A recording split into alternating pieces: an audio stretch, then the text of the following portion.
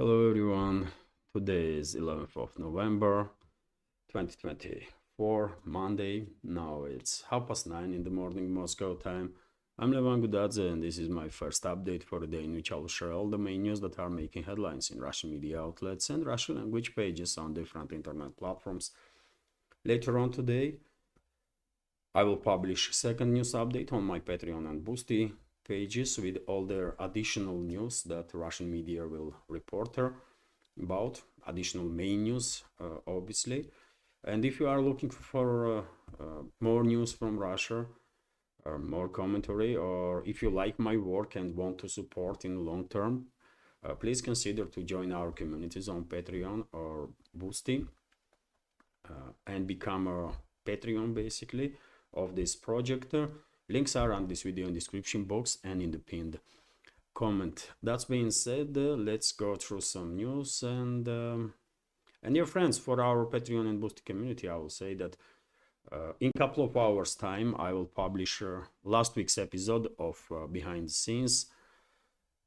Hopefully you will like the video, and well, I will skip battle map because military channels are providing great volume of detailed information on the progress of special military operation anyway, and there I will start with this news from RIA Novosti that during the night time, early hours of this morning, Russian air defense systems intercepted 13 Ukrainian drones that were launched by Kiev regime to strike deep inside the Russian territory, obviously with the assistance of NATO member states, because we all know that flight path and targeting data is provided by NATO to Kiev regime to launch these drones.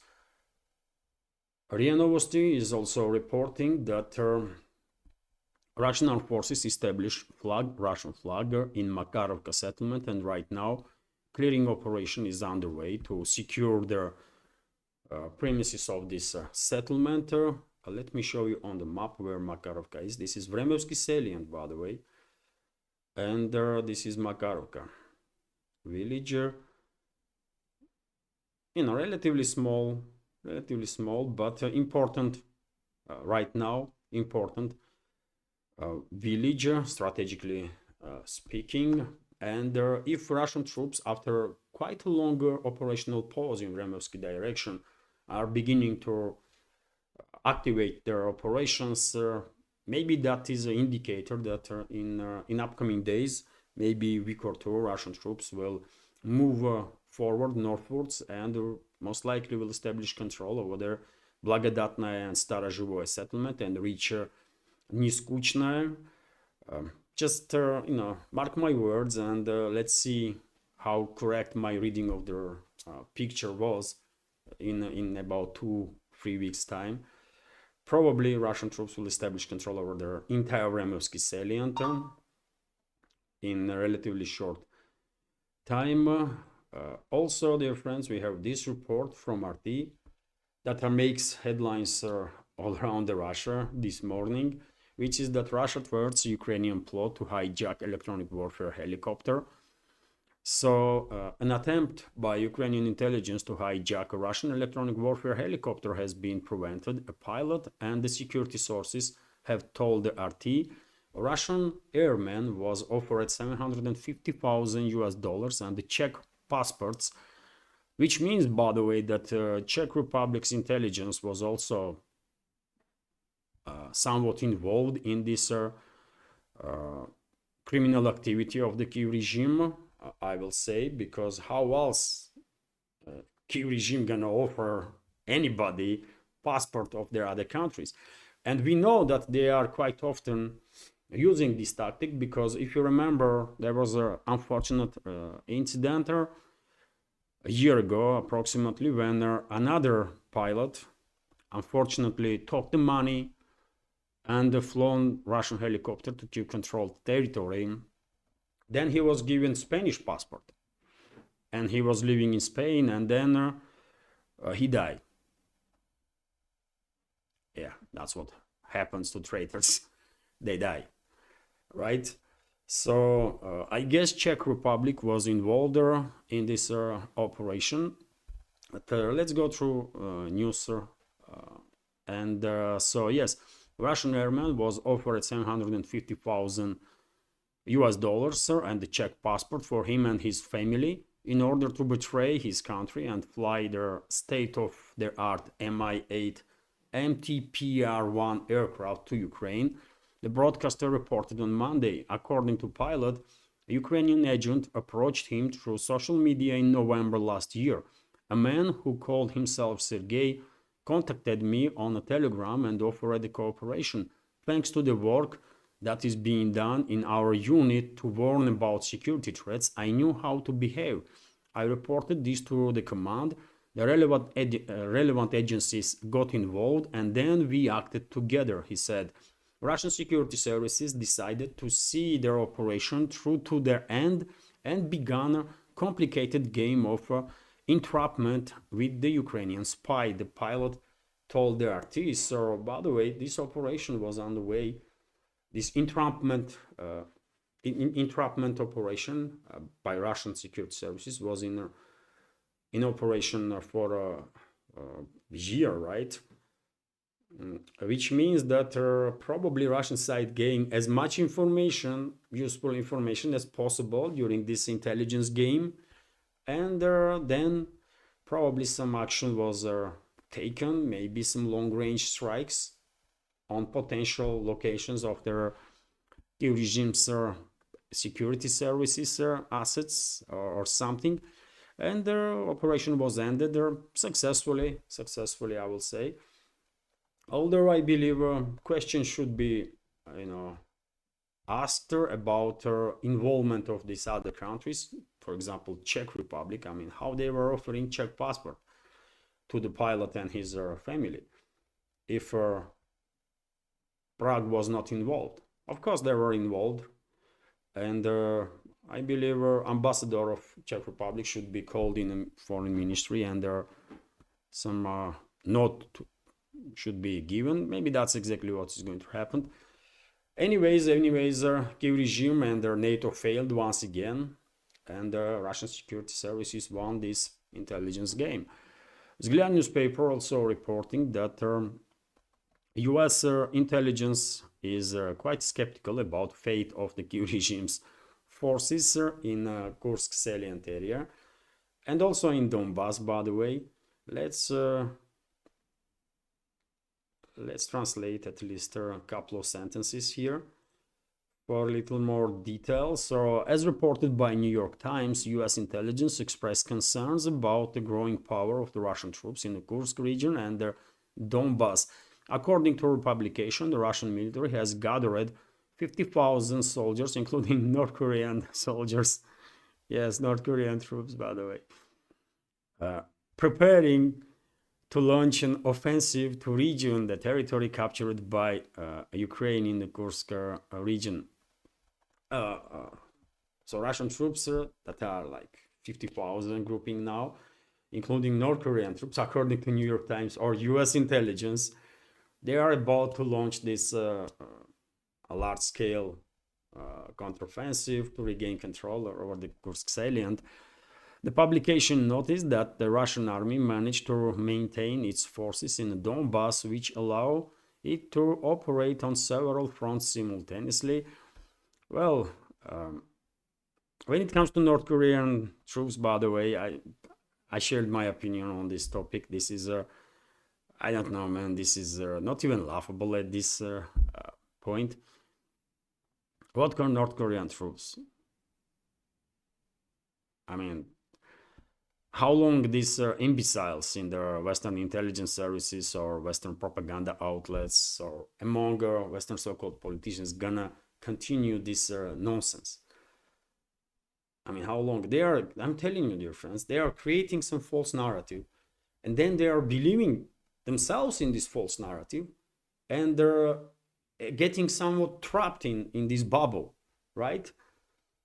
Of false understanding of the reality, and they are operating from this bubble and are kind of surprised when they are losing. Of course you're gonna lose because you have no idea what the hell is going on in reality if you start believing in your own lies, right?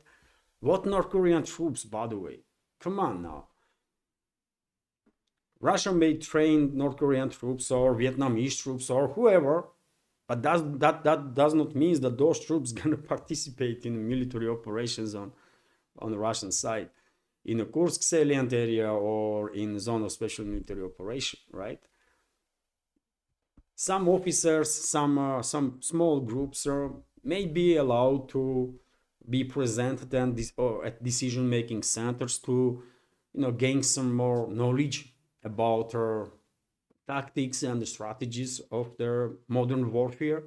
That's a possibility, but as I said previously, by the way, even if North Korean leadership asked Russia to allow its troops to participate in military operations to gain real battle experience, I mean, it's too much of a headache, by the way, for Russian side, right? For many reasons. It's too much of a headache for Russian side. Why would Moscow agree on that? I mean, I guess Russian Defense Ministry will say to its North Korean colleagues that, you know what, we can train your troops, we can share some experience with your officers, we can take your number of your personnel to the decision-making centers, so they will learn some more. But I mean, don't ask us to take your like 2 or 3 brigades and send them to the front line, because that's too much of a headache for us. I mean, we don't need this, right? And that's how Moscow would probably react if Pyongyang was demanding to let their troops gain some battle experience. So there are gonna be no North Korean troops, by the way, in battles nowhere in zone of special military operation or in the Kursk salient, but these imbeciles in Western propaganda outlets and among Western so-called intelligence and politicians, they are still pushing this crazy narrative, by the way. Everyone is laughing at them, at this point. Everybody is laughing at them, but they still pushing this craziness. Unbelievable. When it comes to fate of the Kiev regime's forces in Kursk salient, I mean, whatever grouping is left of the Kiev regime's invading force in the Kursk salient area, they're gonna be obliterated, right? They're gonna be obliterated there. No wonder, by the way, that more and more people inside the Kiev controlled territory, and there are people that are related to this former Soviet republic, are raising questions about Zelensky and Syrsky. I mean, some Ukrainian journalists, I reported about it, isn't it? When Anatoly Shary, Ukrainian journalist, politician, public figure in exile, he lives in Spain, when he openly questioned loyalty of Zelensky and his associates, and he was questioning, I mean, is Zelensky a Russian asset? Because all this Kursk salient area playing hands of Russian side, right? Because Russian armed forces receive opportunity to neutralize most battle-capable brigades of the Kiev regime that were in strategical reserves, right? And according to Russian Defense Ministry, more than 30,000 troops already been neutralized, Kiev regime's troops in that area. And meanwhile, Russian armed forces gaining momentum and achieving significant success on South Donetsk sector of the front line, in Pokrovsk sector of the front line, right? And so many settlements has been liberated.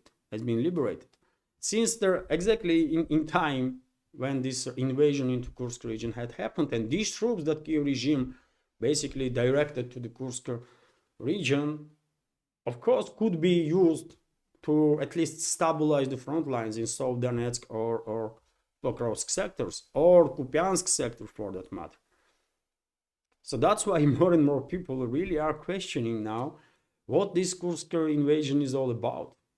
And is Zelensky acting on behalf of Russia in this regard? Of course, this is an irony, by the way. No one really believes that Zelensky is a Russian asset, but his actions quite often play in Russian hands, right? And the Kursk invasion can be seen as a prime example of that. Of course, it's unfortunate that it's tragedy that civilians were targeted by this invading force, and there are thousands of people had to leave their homes. But unfortunately, collective West is waging proxy war against Russia. So this is very serious stuff, and their society here in Russia understands this. And their society is ready to overcome whatever obstacles we will face. But we have to win, by the way. We have no other option. We have to win this war that West is waging against us, right? So it is what it is. I mean, in regard to grouping of forces of Kiev regime in Kursk salient, I mean, their fate is, you know, we know what will happen to them. If they run away right now, they might survive. Rumors are that, you know, Syrskyi already is preparing withdrawal of remainings of this invading force from Kursk salient area. But if they run away now, they might survive. If not, they're gonna be obliterated. It is what it is, man. RT is reporting, and I remind you, dear friends, that Russian armed forces already regained control over some 50-60% of their areas, territory that was initially captured by this invading force.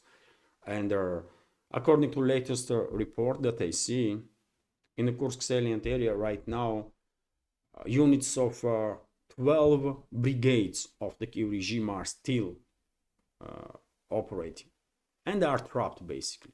That's what it is. RT is reporting that, according to some inside news of Washington Post, if we can believe this propaganda outlet, Trump had a phone call with Putin, and of course this news makes headlines all around the world, including Russia. So US President-elect Donald Trump has called Russian President Vladimir Putin to discuss the Ukraine conflict and its potential settlement, the Washington Post reported on Sunday, citing several people familiar with the matter. The phone call took place on Thursday. That was the 7th of November, I believe. Right, let me check, by the way. So, I cannot, something is not working here. Anyways, it was 7th or 8th of November. So the phone call took place on Thursday, shortly after Trump secured his election victory. The US president-elect reportedly urged Putin not to escalate the conflict, reminding him of their significant US military presence in Europe. One of their sources told the Washington Post. Apart from that, Trump and Putin spoke about the goal of the peace on the European continent, with the president-elect expressing interest in follow-up conversation to talk about the resolution of Ukraine's war soon. Several other unnamed individuals told the Washington Post. The reporter gave no insight into what reaction, if any, Trump's remarks invoked. And well, there's quite a lot to unpack here, isn't it? First of all, I'm not sure we can trust this report of Washington Post. There was no official confirmation from Trump's team or from Kremlin that this conversation even took place. Maybe today we will learn some more. I'm quite sure press spokesman of the Russian president, Dmitry Peskov, will receive questions about this. So in today's second update, probably I will have more information on the matter. But let's say conversation really took place. I mean, did Trump really threaten Russia with the US troops in Europe? Because according to Washington Post,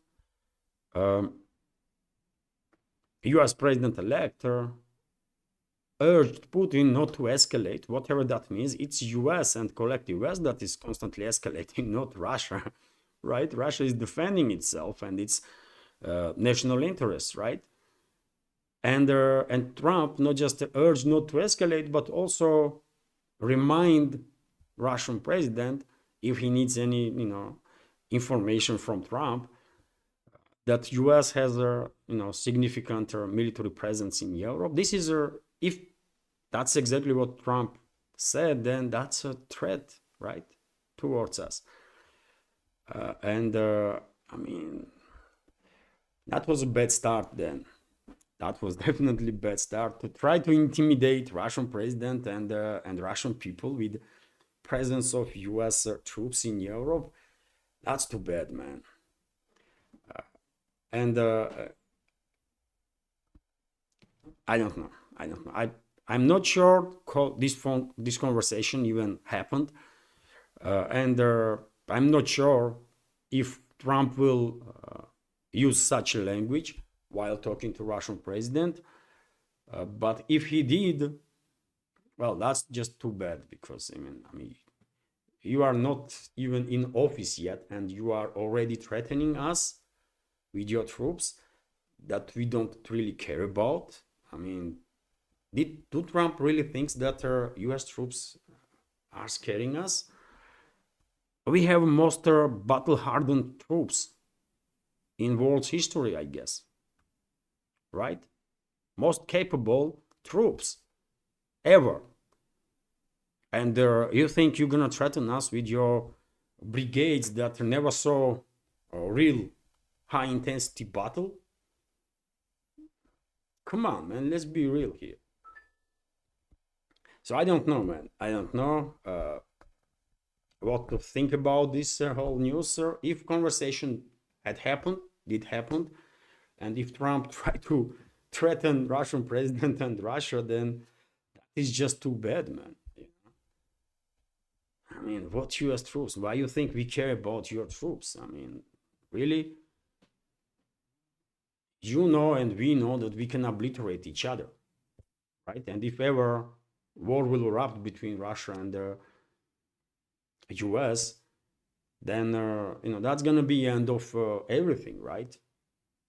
We will literally obliterate each other with the nukes, and ground operations will not really play that much of a role. And even then, I mean, Russian troops are like 10 times more capable than US troops. Let's be real here, by the way. In last 2, 3, 4 decades, all US troops were doing is fighting poorly armed, poorly trained opponents, right? In Iraq or in Afghanistan or in Syria, everywhere, right? After Vietnam, US troops did not really operate in high intensity battle. They don't know what high intensity battle is. So yes, I mean, you tell me, dear friends, can we trust Washington Post on this information or not? And what you think, if phone call really took place, do you believe that Trump really threatened Russia in the very first conversation that he had with the Russian president after election victory? I don't know, man.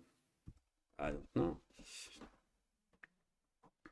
And no one gonna scare us, for God's sake, man. No one. It's just not possible. You try to intimidate us, you make us really, really angry. And that's not gonna end well for you. That's all.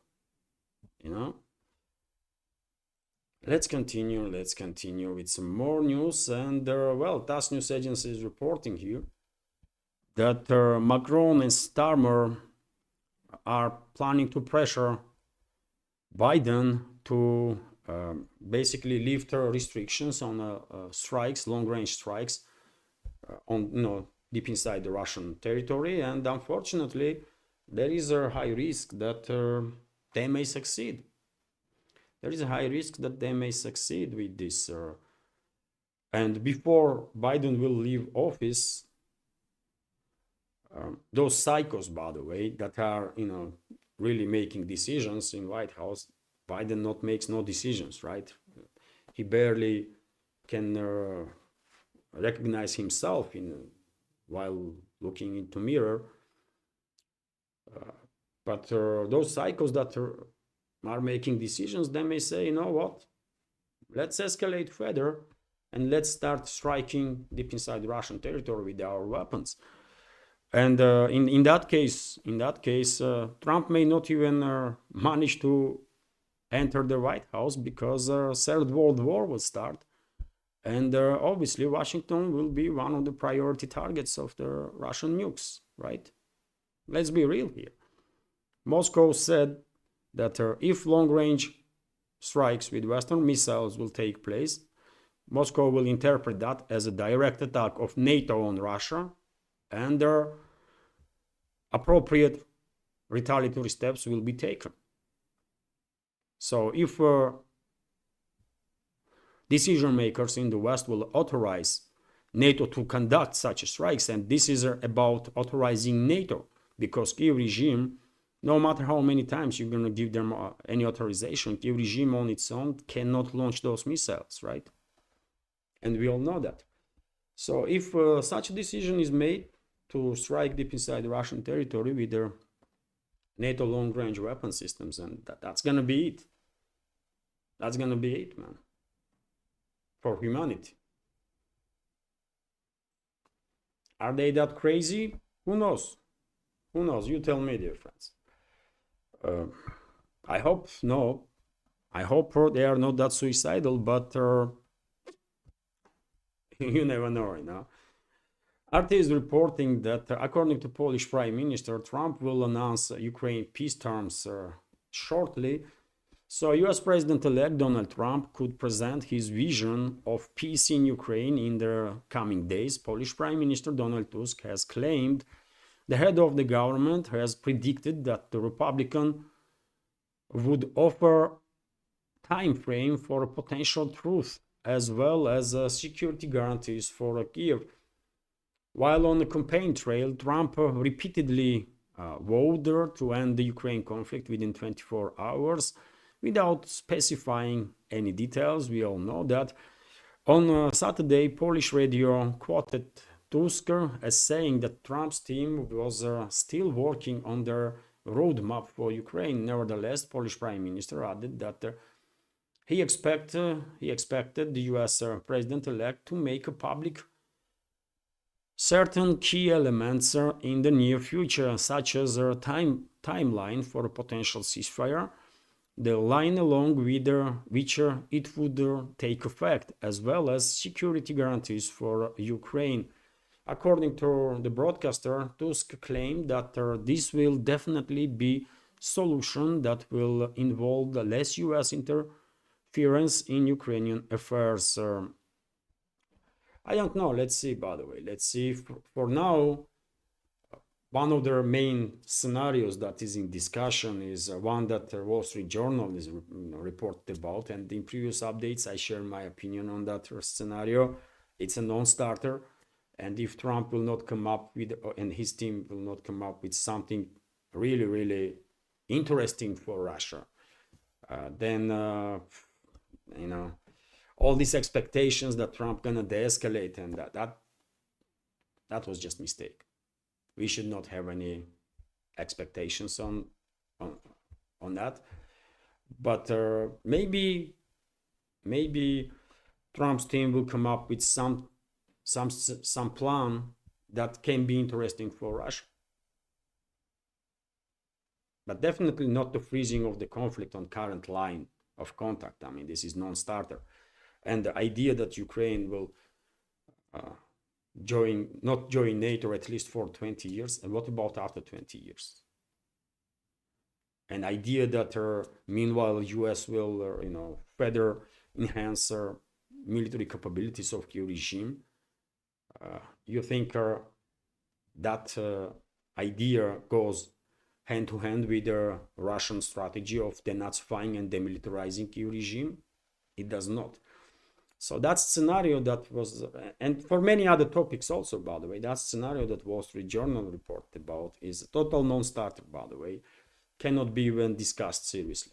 And yet again, by the way, if Washington Post's report is correct about this phone call, and if Trump really threatened Russian president and Russia with presence of US troops in Europe, then, I mean, that's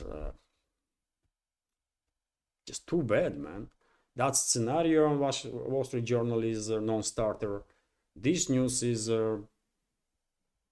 not give us any hopes for optimism if Trump is beginning his new presidential term with the threats towards Russia, and I don't know. So Tusk may be correct that Trump will unveil at least some points of his plan in upcoming days, but he have to come up with something that will be interesting for us. Otherwise, they can discuss these plans among each other, by the way, because we don't care. RT is reporting here that, no Pompeo and no Haley, by the way, no Nikki Haley in Trump's administration. And this is good. This, if true, at least something good is happening, by the way, when it comes to this whole this story around Trump. So US President-elect Donald Trump has said he will not ask former Republican presidential contender Nikki Haley or former Secretary of their State Mike Pompeo to join his administration. The two prominent figures have criticized Trump in the past, but endorsed him in his 2024 election campaign. In a social media post on Saturday, Trump wrote that he would not be inviting Haley or Pompeo to join the Trump administration, which is currently in formation, adding, "I very much enjoyed and appreciated working with them previously and would like to thank them to their service to our country." Really? Did they serve US or did they serve military industrial complex, multinational corporations and their donors basically? Did these two individuals, Pompeo and Nikki Haley, ever served US people? I doubt that. And I think vast majority of US citizens will agree with me on this. Anyways, it is good, by the way. It is good that at least formally Trump is saying that he will have no dealings with these two neocons, by the way, and basically talking heads of the deep state neocons and the military industrial complex and multinational corporations that are trying to maintain their grip on our political system in the US and the White House. RT is reporting that, yet again, by the way, Trump is making headlines all around the world. Understandably so. We are talking about our future president or president-elect of the major nuclear superpower. So MSNBC host Rachel Maddow, this extreme Russophobe, by the way, extreme Russophobe that sees Russia literally everywhere, in everything. I mean, she's obsessed with Russia, right? So MSNBC host Rachel Maddow has warned that President-elect Donald Trump will try to stifle free press in the US upon returning to the White House. On Rachel Maddow's show on Thursday, the Democrat-leaning TV host and outspoken Trump critic slammed the incoming president as an authoritarian who could end democracy in the US. Maddow claimed that Trump and his administration will try to turn the media, which she called the fourth estate and a pillar of democracy, into state TV. She warned that US media could then become an American version of the RT. Well, US media will never come even close to RT because RT gained their trust worldwide. People reading articles on RT's websites, people watching RT. They may agree or disagree with some takes that RT's staff journalists might have, but they are listening to RT, by the way. They see RT as an alternative, one of the biggest alternative sources of the information, right? While in US, by the way, there is not even single channel, by the way, that has respect worldwide, like RT does. Not a single one, by the way. MSNBC, where Rachel Maddow is working, is total crap, right? I don't understand why anybody would watch MSNBC or CNN for that matter, by the way. NBC or ABC or whatever, Fox News, No any better than these ones, by the way. Only difference is that Fox News is pushing propaganda from conservative, or at least they are trying to create this narrative that they are sort of conservative, right? But they're all pushing quite often false narratives on the public, and that's why worldwide, by the way, none of them are able to gain trust. They don't have a trust inside US, by the way. So, and that's one point. And secondly, I mean, when this individual is gonna stop creating this illusion that Trump is some sort of dictator or something? He was already president of US, and somehow he did not act as a dictator, did he? No, right? He already was a president. You don't have to make some guesses here. He was a president, and he did not act as an authoritarian. He did not shut down TVs. He did not imprison his opponents like Democrats try with Trump, right? So, I mean, when they gonna stop pushing this nonsense, by the way, that Trump is some sort of dictator and stuff? He is not, man. He is a businessman. He sees his operations through the prism of the business, and that's all really. He might care about his legacy now in second term, and if he is allowed, and if he and his running mate J.D. Vance are allowed to have true impact on U.S. policies, then they may leave some good legacy, right? They may achieve some success for US, especially in terms of internal politics, yes, internal security of the US, because US social fabric is stretched to the limit, right? And these are like immense hostilities between Democrats and Republicans. I mean, this has to end, by the way. These people are talking to each other as if they are enemies, while they are not. They are citizens of one country. They are part of one society. Why they are behaving this way, especially Democrats, by the way? Why they are this aggressive towards Republicans or conservatives or traditionalists? Why? So, if Trump and J.D. Vance are allowed to work on these issues to unite U.S., okay, they may leave a good legacy.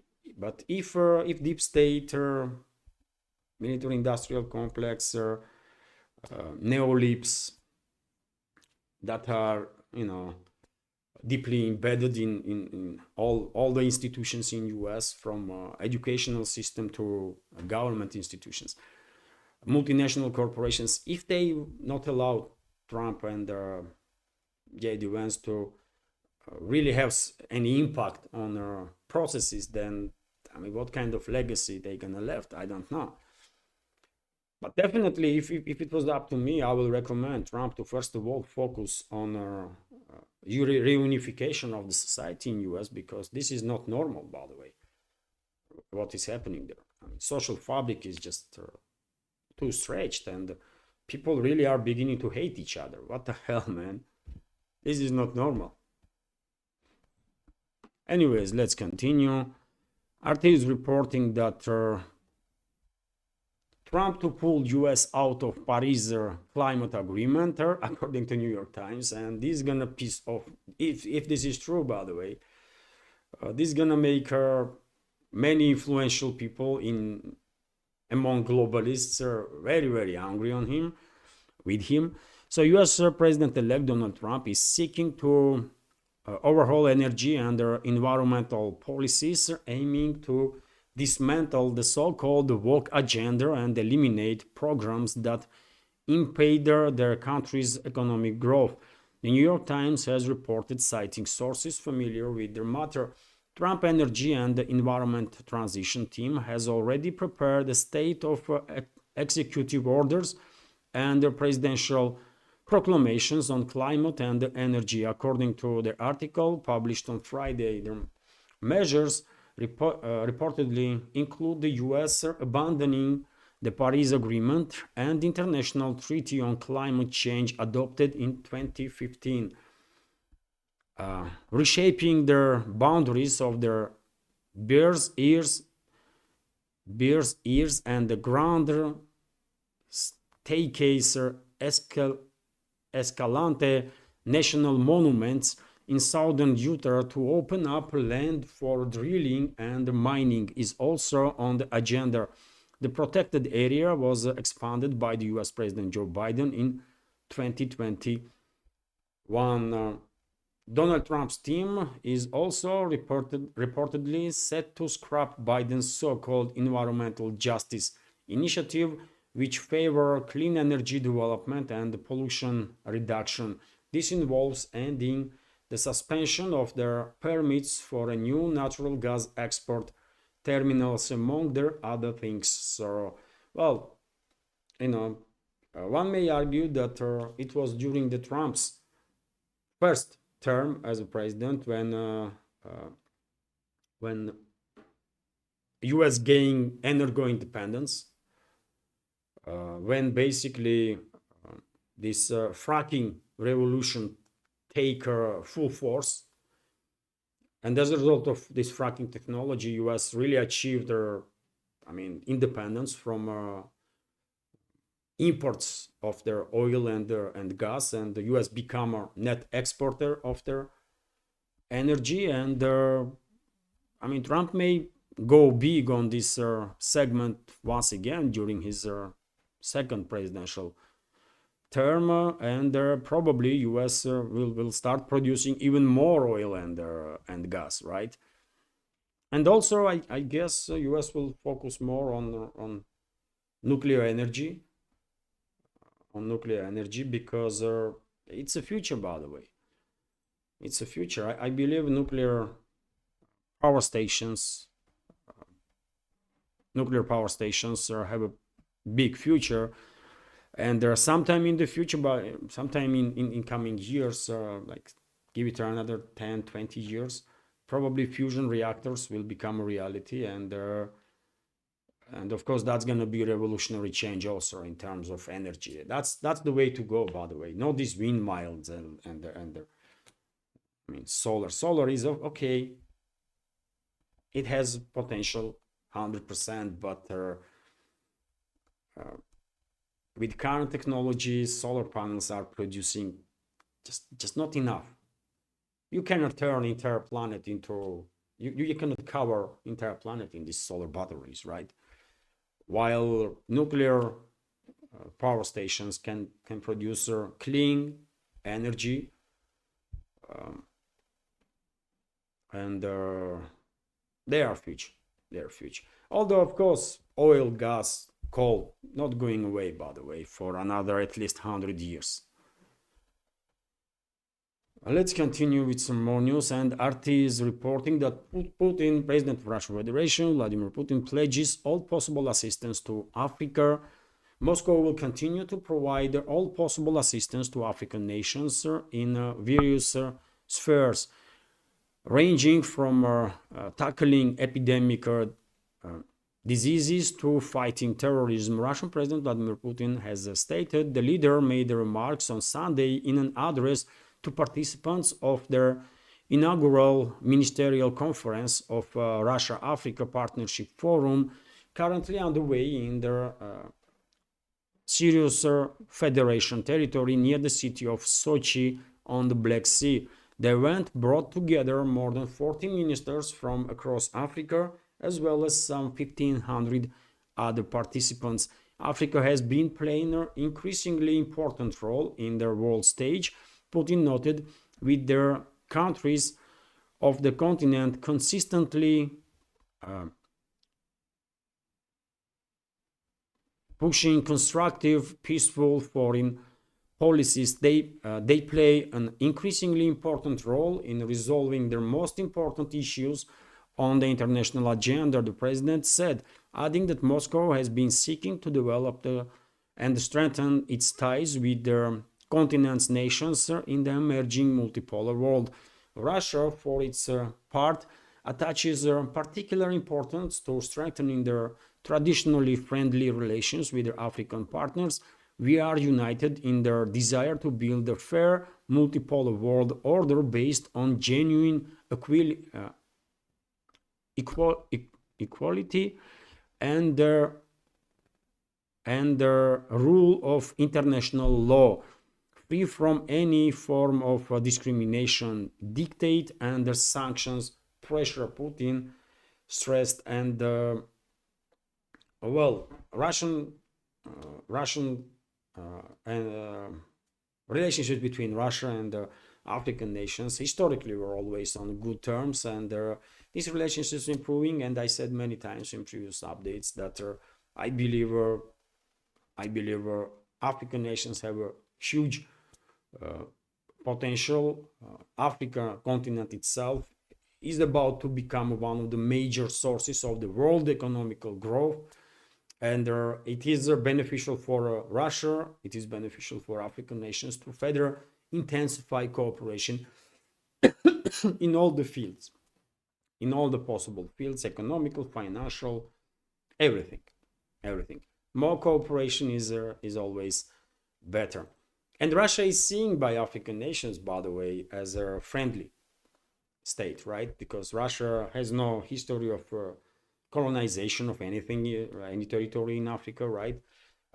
It's exactly the opposite. Soviet Union, by the way, play a crucial role to support movements of independent movements in Africa, right? So people remember that. And Russia perceived in many African countries as a friendly nation, not as some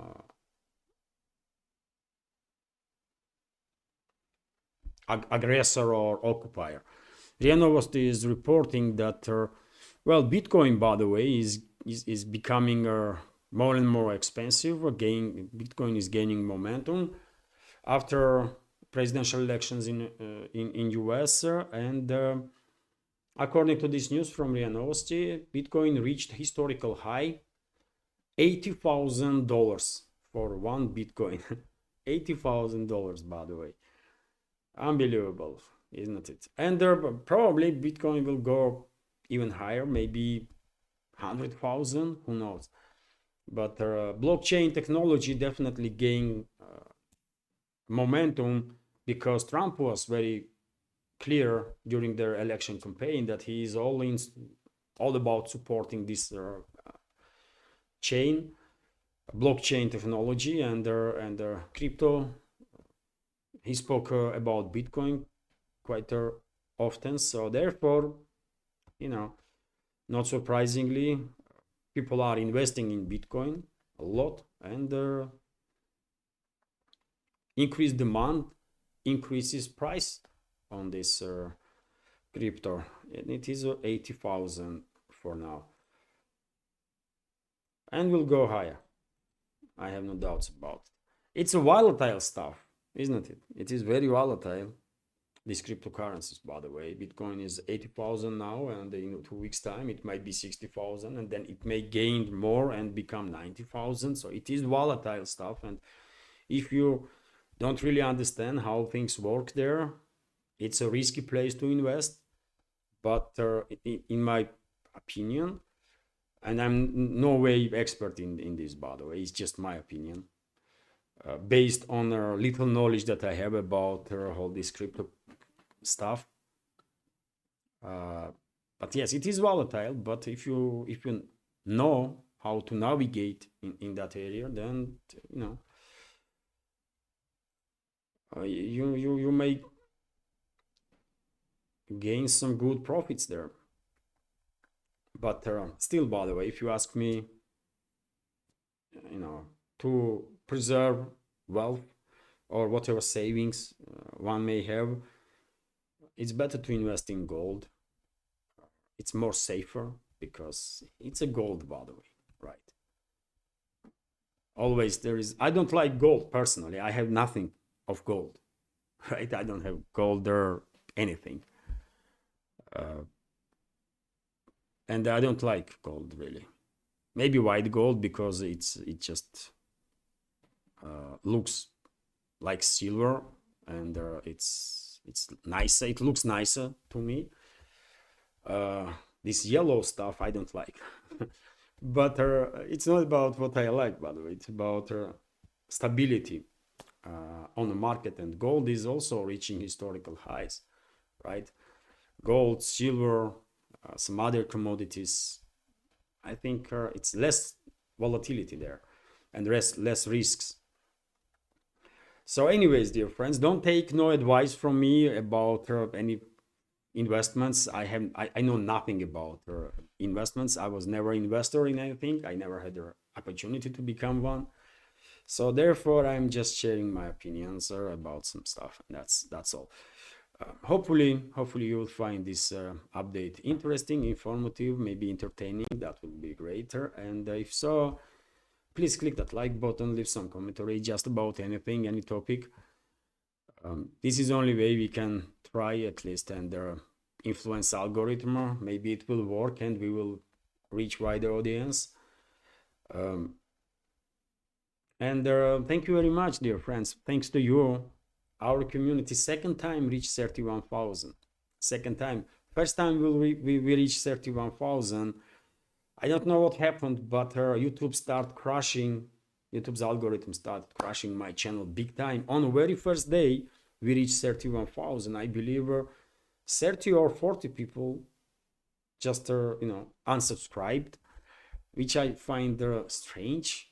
But I mean, things happened.